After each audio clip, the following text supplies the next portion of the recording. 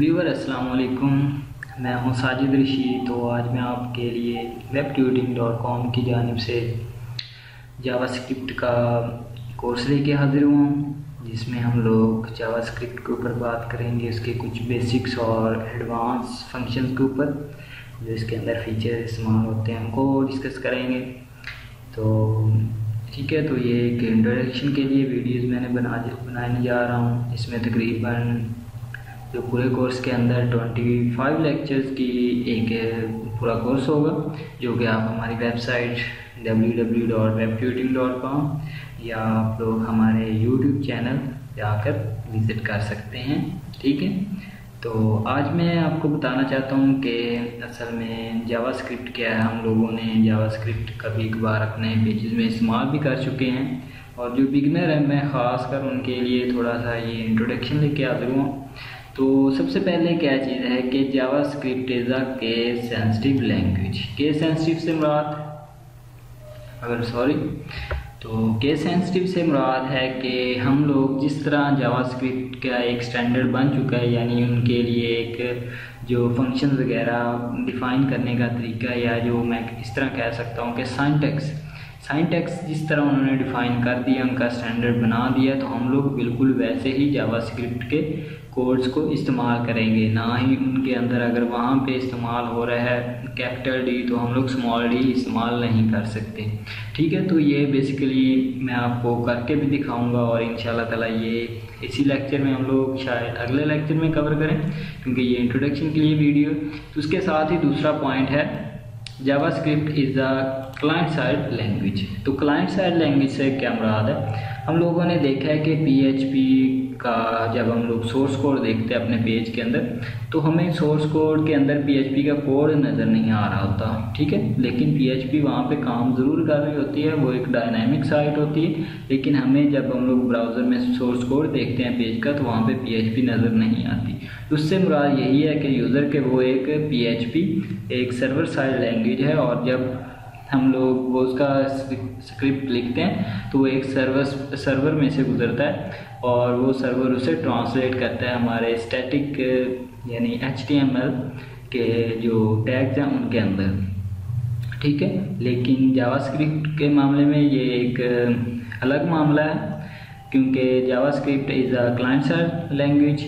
ठीक है, तो क्लाइंट साइड से मुराद है कि ये हमारे जब हम लोग पेज लोड होता है हमारे वेब ब्राउज़र के अंदर, तो ये जावास्क्रिप्ट उस वक्त एग्जीक्यूट होती है, हमारे जो ब्राउज़र है वो इसे एग्जीक्यूट करते हैं, यानी इसका कोड हमें नज़र आ रहा होता है। अगर हम लोग जावास्क्रिप्ट किसी पेज में इस्तेमाल हुई है, तो हम लोग उसको जब हम सोर्स कोड देखते हैं पेज का, तो वहाँ पे हमें नज़र आ रहा होता है जावास्क्रिप्ट का कोड। इसके अलावा तीसरा पॉइंट क्या है, JavaScript converts your static web pages to dynamic web page.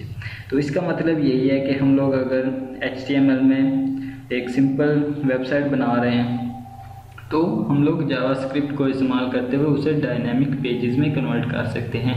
यानी डायनामिक पेजेस से मुराद अगर हम लोग माउस ओवर या इस तरह का कोई मेन्यूज बना रहे हैं कि जिसमें हम लोग किसी चीज़ के ऊपर माउस लेके जाते हैं, तो वो बड़ी छोटी या उसके अंदर मुख्तलिफ डिज़ाइनिंग वगैरह आ जाती, तो वो एक डायनामिक पेज होगा।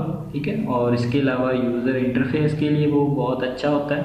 उसके अलावा चौथा पॉइंट क्या है, fourth point, major use of JavaScript is a form validation and user interface. User interface में आपको बता चुका कि यूज़र इंटरफेस अगर आप लोग किसी वेबसाइट में ऐसा है कि वहाँ पे आप लोग विज़िट करते हैं, तो वो वेबसाइट आपका IP दिखा रही होती है, IP वहाँ पे शो हो रहा था, वो भी बिल्कुल जावास्क्रिप्ट का ही एक कोड होता है, जिसकी मदद से हम लोग किसी भी यूज़र का जो IP है वो वहाँ पे शो करवा सकते हैं। और उसके अलावा एक और इसका फ़ायदा है कि हम लोग जब भी जाते हैं, तो हम किसी भी वेब पेज को विज़िट करते हैं, तो वो हमारा नाम शो कर रहा होता है। सबसे पहले हमसे वो हमारा जो ईमेल या हमारा नेम होता है, यूज़र नेम, वो पूछता है। अगर हम लोग वहाँ पे वो टाइप कर दें, तो वहाँ पे वो हमारा जो आगे आ जाता है वेलकम टू, वो जो यूज़र ने अपना नाम दिया होता है। तो इस तरह यूज़र को बहुत अच्छा लगता है।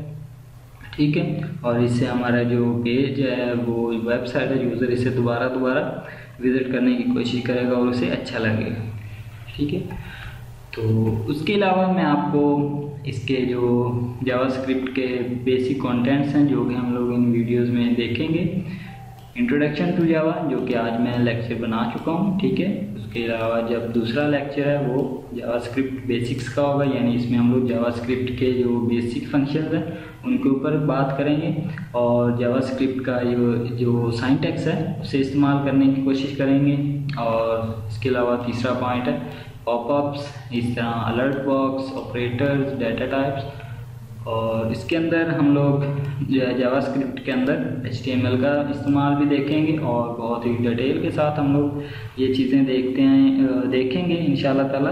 वेरिएबल्स, इफ एल्स कंडीशन जैसे हम लोग PHP में इस्तेमाल कर सकते हैं, if else, switch, looping, function, अरे और फॉर्म वैलिडेशन, ठीक है। तो बिल्कुल यही चीज़ें हम लोग यहाँ पे भी देखेंगे। तो आज के लिए मुझे इजाज़त दीजिए और हमारा वेबसाइट है www.webtutoring.com, वहाँ से आके ये आप लोग लेक्चर्स वगैरह सुन सकते हैं। ओके, अल्लाह हाफिज़।